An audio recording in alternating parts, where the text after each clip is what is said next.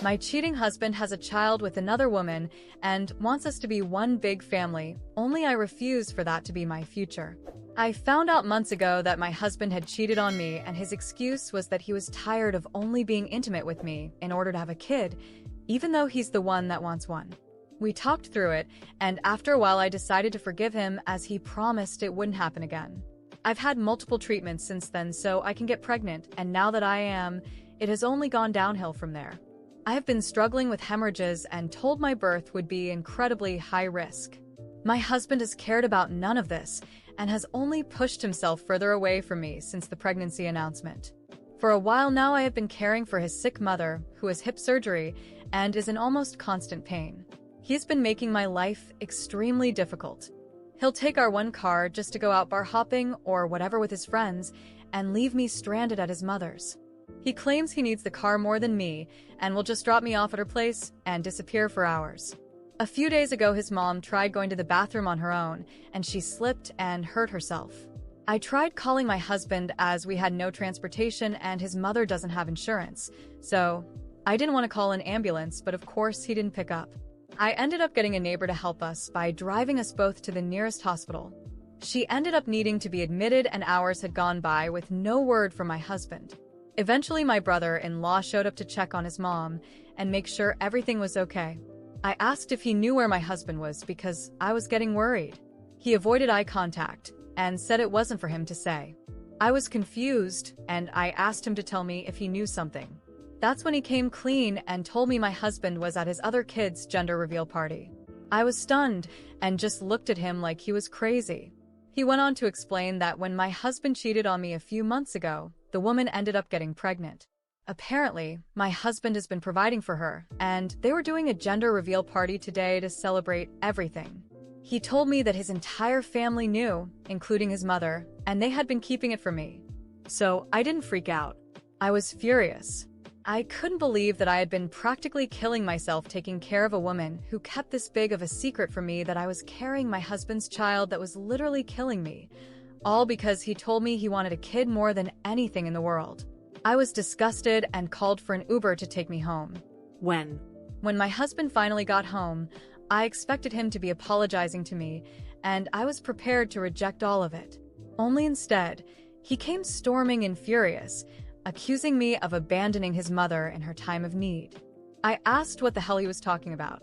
Apparently his brother had to leave earlier and just assumed I was still around, so he left, and their mother was left all alone in the hospital.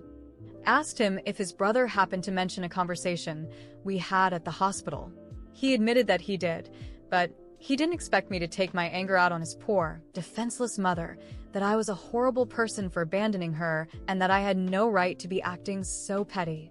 I told him he had no right to not tell me he had another kid with another woman. He said he couldn't stand to look at me and said we would discuss it in the morning, then went to bed. I couldn't believe anything that was happening and got angry all over again. I packed a bag and took an Uber to my sister's house. I told her everything, and she let me stay over and promised she would have my back no matter what. The next day, my husband kept calling and calling, demanding that I contact him so we could have a very important conversation. I agreed to meet at a restaurant near our house as I didn't want him to know I was staying with my sister, who as soon as he sat down, he started talking about how grateful he was to have two amazing women that loved him, both pregnant with his children, and that he couldn't stand to leave his other child out in the cold. He told me he decided it would be best if we became a polygyny household. That way we could all be one big happy family. I just laughed in his face. I told him I wasn't going to encourage his cheating and just be okay, welcoming his mistress and her son into my home. He said it was his home too, and he had every right to bring home whomever he wanted. I told him he was crazy and I wasn't okay with his plan in the slightest. He told me I'd better learn to be okay with it, as this was something he had decided for me. I told him no and got up to leave. He grabbed my arm and yanked me down. He told me I had better not defy him or I'd come to regret it.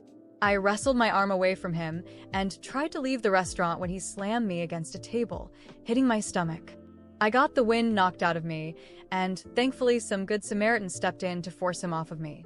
Two guys walked me outside to wait for my Uber, while another detained my husband inside the restaurant so I could leave. As soon as I got to my sister's place, I started crying and she just held me. I told her I hated him and I couldn't stand to be pregnant anymore, that I didn't want to have a baby in the first place, and now I was stuck with something inside me that could lead to my death. All for a man who cheated and lied and was threatening my safety. She suggested that I go to the doctors and see if I was still able to get an abortion, as the pregnancy would qualify for an emergency because of my hemorrhages. I took her advice and my doctor said it was possible. I decided to go through with it, and I planned to tell my husband and his entire family that I lost the baby because he slammed me into a table. I'd like to see if they still support him after learning that. I needed to organize my thoughts before taking action. Everything felt like a blur, but the anger and disgust I felt were as clear as day. I spent the following days at my sister's house, trying to regain some sense of control over my life. Every call he made, every message he sent, only fueled my disdain. He insisted we needed to talk, but I knew there was nothing he could say to justify what he had done. When the moment arrived, I decided it was time to act. I invited his entire family to dinner at a neutral restaurant. I sent polite messages, making it seem like I wanted to resolve the conflicts and that it was important to have everyone together. My sister thought I was losing my mind, but I reassured her that I knew exactly what I was doing. On the set night, I calmly got ready, choosing an outfit that exuded confidence. My heart was racing, not out of fear, but in anticipation of finally turning the tables. When I arrived at the restaurant, he was already there with his parents, brother, and even the mistress, who looked uncomfortable. She was visibly pregnant, and seeing her made my stomach churn, but I took a deep breath. This wasn't about her, it was about him. I greeted everyone with a fake smile and sat at the head of the table, strategically positioned to control the situation. As soon as everyone ordered their drinks, I stood up and lightly tapped my glass with a spoon, drawing their attention. Before we start, I'd like to thank you all for coming. I think we can all agree that it's time to lay everything out on the table, don't you? He looked suspicious, but tried to maintain a calm facade. I began by talking about how I felt abandoned during the pregnancy and how I had been taking care of his mother while he was absent. My voice was controlled, but every word carried calculated weight. Then, without warning, I dropped the bomb. I lost the baby. I paused, letting the words sink in. And do you know why? Because the man I was supposed to call my husband slammed me against a table. The silence was deafening. I could see the shocked faces, the wide eyes of his mother, and the tense expressions of the others. He tried to interrupt, but I raised my hand. I'm not done. This wasn't an isolated incident. It was the culmination of months of betrayal, abandonment, and lies.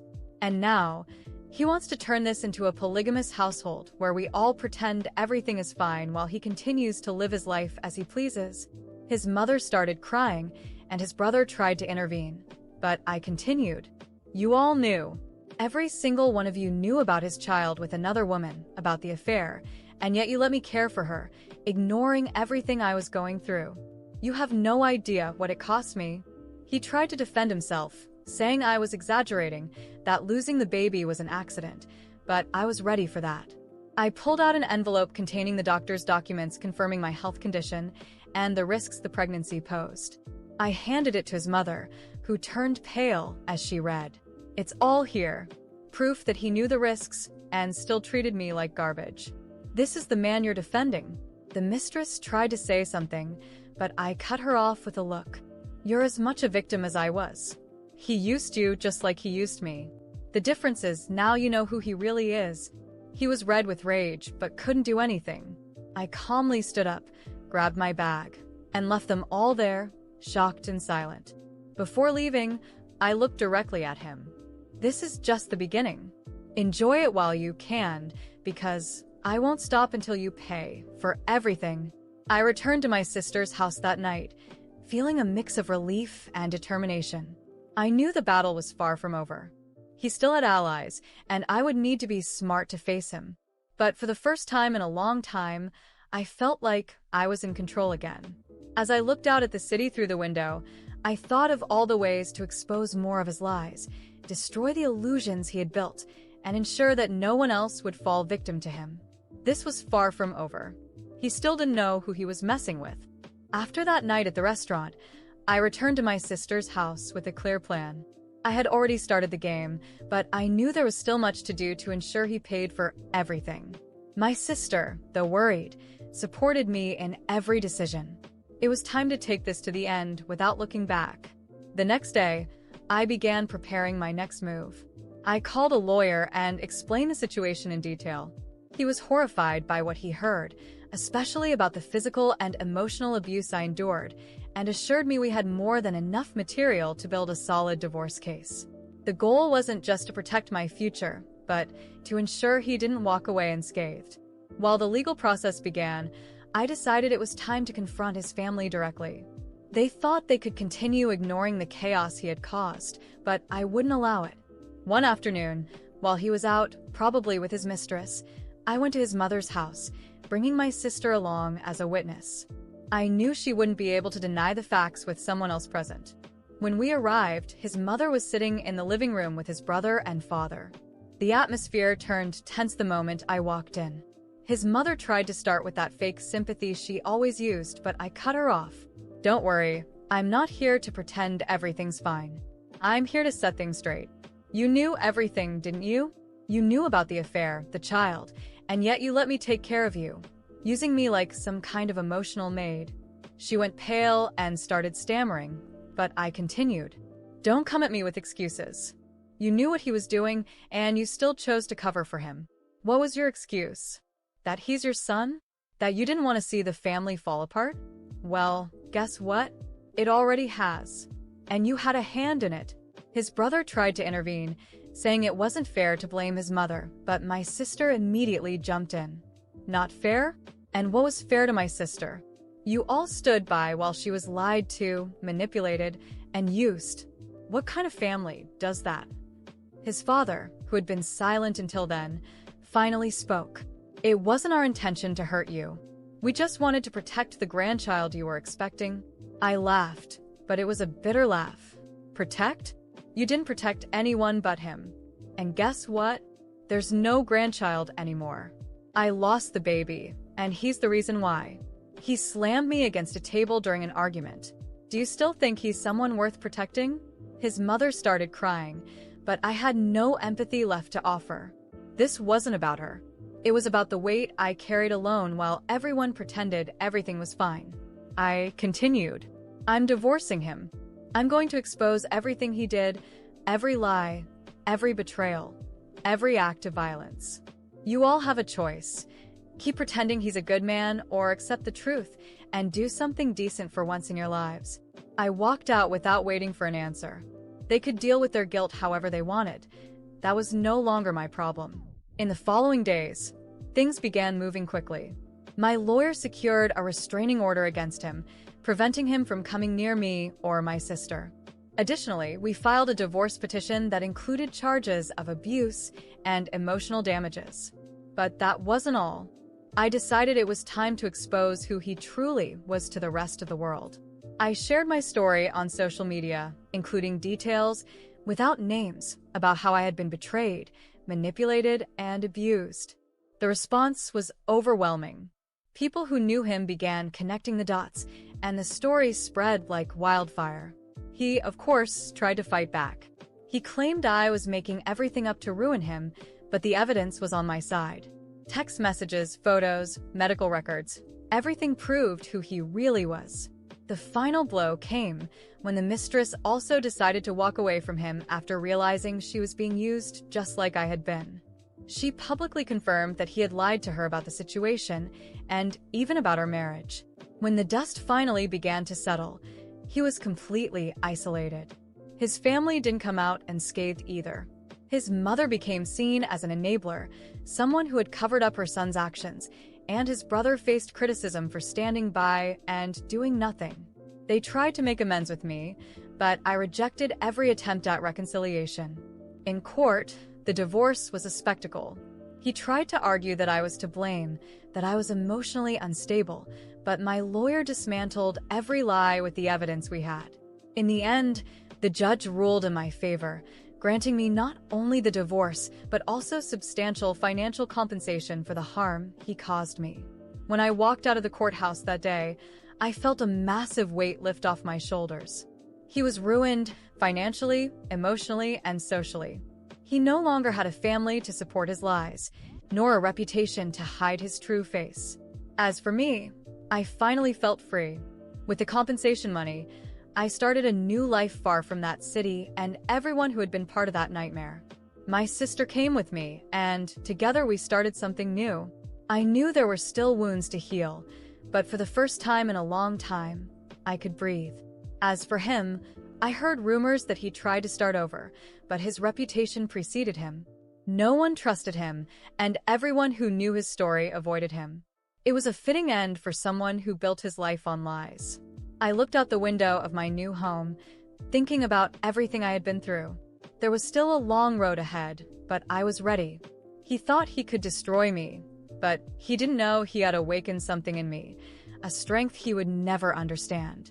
And if he or anyone in his family ever thought about trying something again, I knew exactly how to respond.